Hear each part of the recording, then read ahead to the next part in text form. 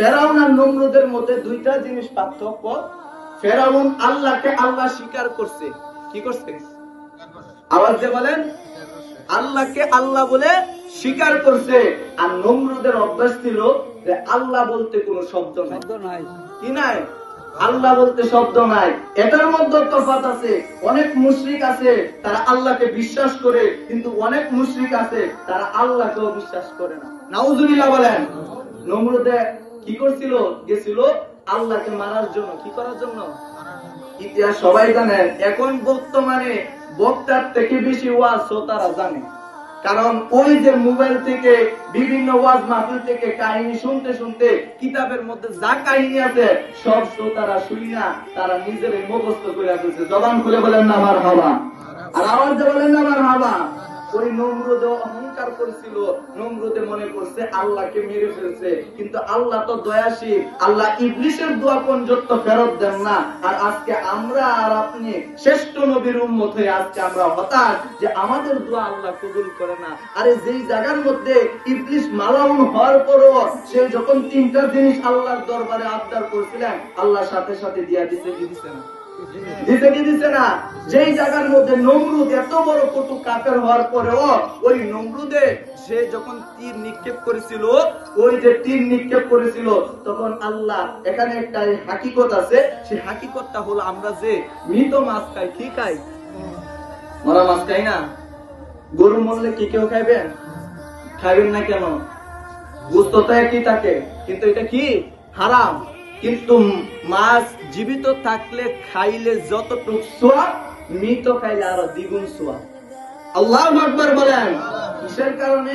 ওই যে নমরুদ যখন আল্লাহর দরবারে আল্লাহর দিকে তীর নিক্ষেপ করছিল, তখন আল্লাহ ওই মাছকে মধ্যে লাগায় দেন, যাতে নমরুদ আপনার দরবার থেকে হতাশ না হয়। নমরুদে যাতে মনে মনে চিন্তা করে যে আল্লাহকে মেরে ফেলছে। নাউজুবিল্লাহ বলেন, আর আওয়াজ বলেন না নাউজুবিল্লাহ। আল্লাহ রাব্বুল আলামিন কোন বান্দার দোয়া ফেরত দেন?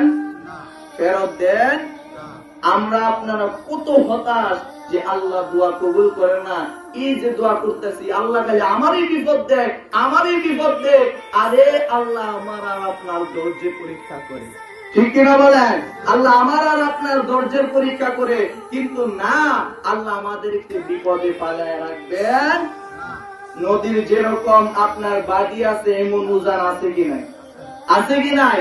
ঠিক এরকম ভাবে আল্লাহ রাব্বুল আলামিন আমাদেরকে একদিন না একদিন আমাদেরকে এমন নিয়ামত দিবে যেটা আমরা কল্পনাও করতে পারি। অনেক মানুষ দেখবেন সমাজের মধ্যে অনেক সময় অনেক খুশি হইল তারা কান্না করে দেয়। কি করে দেয়? খুশি করলে কান্না হয় না? অনেক সময় অনেক একটা ভালো একটা জিনিস পাইলে খুশি, কিন্তু এখানে হাসার দরকার, কিন্তু কান্না করে কিসের জন্য?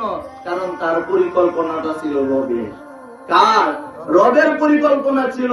ঠিক তেদুরূপ ভাবে আমরা যদি আল্লাহর উপরে তাওয়াক্কুল করে নিজের জীবন জিন্দেগি যদি ছেড়ে দেই, তাহলে অবশ্যই আল্লাহ রাব্বুল আলামিন দয়া করবেন কি করবেন না? আর জবান খুলে বলেন, করবেন কি করবেন না?